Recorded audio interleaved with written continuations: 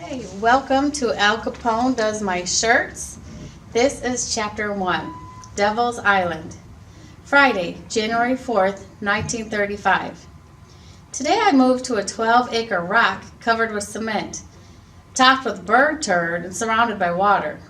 Alcatraz sits smack in the middle of the bay, so close to the city of San Francisco, I can hear them call the score on a baseball game on Marina Green. Okay, not that close, but still. I'm not the only kid who lives here.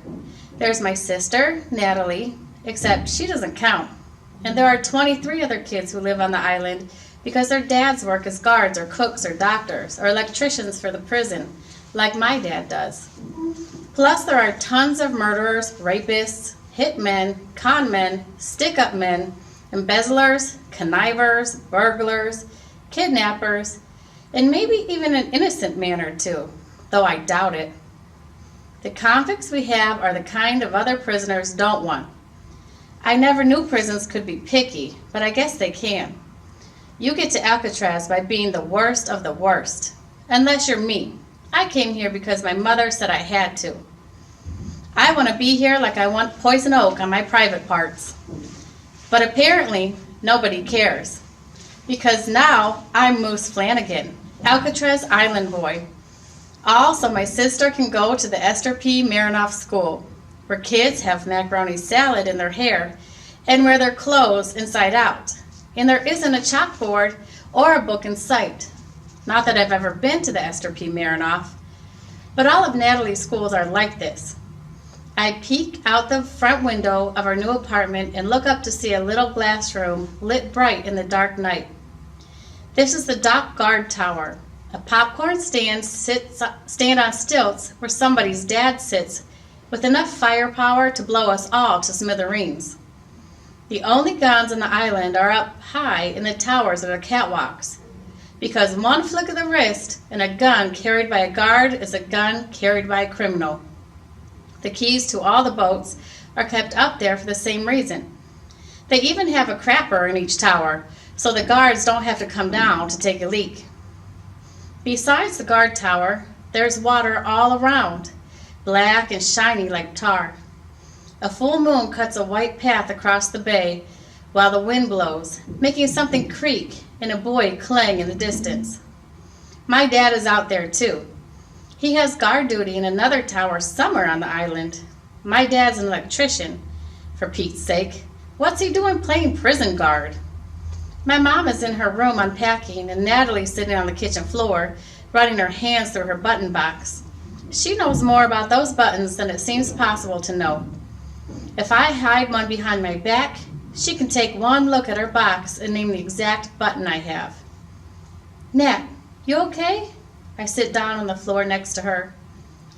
Moose and Natalie go on a train. Moose and Natalie eat meatloaf sandwich. Moose and Natalie look out the window. Yeah, we did all that.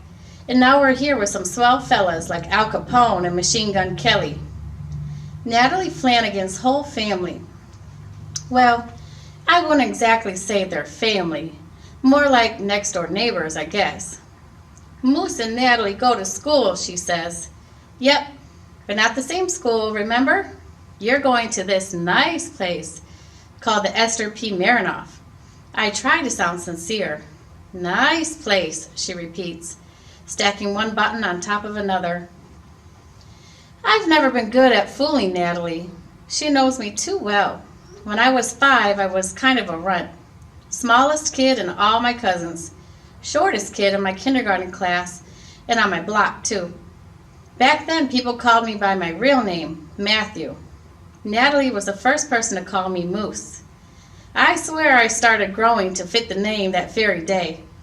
Now I'm 5'11" and a half inches, as tall as my mom and a good 2 inches taller than my dad. My father tells people I've grown so much he's going to put my supper into pickle jars and sell it under the name Incredible Growth Formula. I think about going into my room now, but it smells like the inside of an old lunch bag in there. My bed's a squeaky old army cot. When I sit down, it sounds like dozens of mice are dying an ugly death. There's no phonograph in this apartment, no washing machine, no phone. There's a radio cabinet, but someone yanked the workings out. Who gutted the radio anyway? They don't let the criminals in here, do they? So, I'm a little jumpy, but anybody would be. Even the silence here is strange.